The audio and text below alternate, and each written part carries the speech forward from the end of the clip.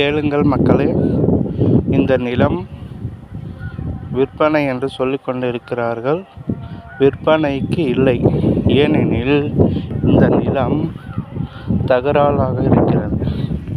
மூகன் மகன் முனிதான் என்ற முனியப்பாவின் நிலம். அவர்களுக்கு 5 பேர் பிள்ளைகள். 2 பெண் பிள்ளைகள், முனித்தாயம்மா, முனியம்மா. 3 பேர், நாராயணன், ஜெயச்சந்திரன், ரவிச்சந்திரன். இவர்களுக்கு பெண்களுக்கு இருவருக்கும் பங்கு கொடுக்காமல் மோசம் செய்துள்ளனர். அதனால் இந்த நிலத்தை வாங்கவோ விற்கவோ கூடாது என்று நாங்கள் இது ஹைகோர்ட்டில் முடிவு செய்யும் வரை யாரும் இந்த நிலத்தை வாங்கக்கூடாது என்று சொல்ல கடமைப்பட்டிருக்கிறேன். இருந்தாலும் இந்த சர்வே நம்பர் 983/1, 988, 989/2 இந்த நிலமாகப்பட்டது தகராறில் உள்ளது. எவரேனும் வாங்க விருப்பப்பட்டால் வாங்காதீர்கள். வாங்கினால் இதில் தகராறாக இருக்கிறது.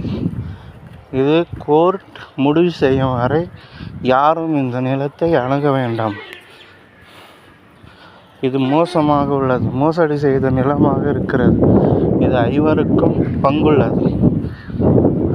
5 பங்கிட்ட பிறகு 5 சேர்ந்து இங்கு வந்தால்தான் உங்களுக்கு 5 அனுமதி என்று அகிலன் விஓ சார் சொல்லியிருக்காங்க. இது போன்று இந்த நிலமாகப்பட்டது 4 ஏக்கர் 50 சென்ட், அதாவது 4.5 ஏக்கர் நிலமாக இருக்கிறது. இந்த நிலத்தை யாரும் தயவு செய்து வாங்க வேண்டாம் என்று சொல்கிறேன்.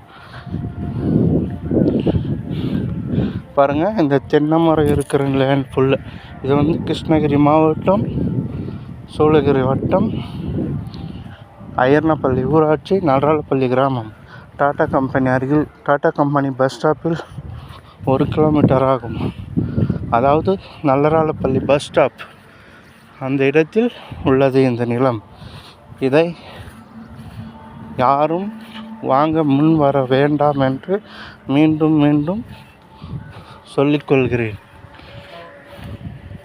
ஆம் மக்களே, இது ஏமாற்றப்பட்ட ஒரு நிலம்.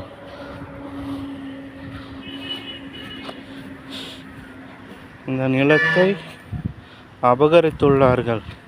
இது ஏற்கனவே கலெக்டர் ஆஃபீஸ் மற்றும் சூளகிரி தாலுகா ஆஃபீஸில், VO office, sub collector office என்று ஹைகோர்ட்டிலும் நிலுவையில் உள்ளது.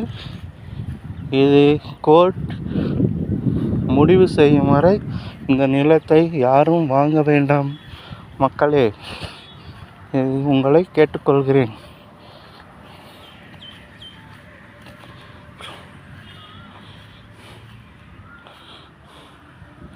அதாவது இந்த தென்னை மரம் இருக்கிற வரைக்கும் சுற்றி இந்த வீடு, இந்த ரோடு வரைக்கும் இருக்குது. 4 ஏக்கர் நிலம். இது 5 உரிமை இருக்கிறது. 3 மட்டும் தகராறு செய்து கொண்டிருக்கிறார்கள். பெண்களுக்கு அவசியம் கொடுத்தாக வேண்டும் என்றுதான் கோரிக்கை விடுத்துள்ளோம். அதுவரை இந்த நிலத்தை யாரும் வாங்க வேண்டாம் என்று மீண்டும் மீண்டும் கேட்டுக்கொள்கிறேன்.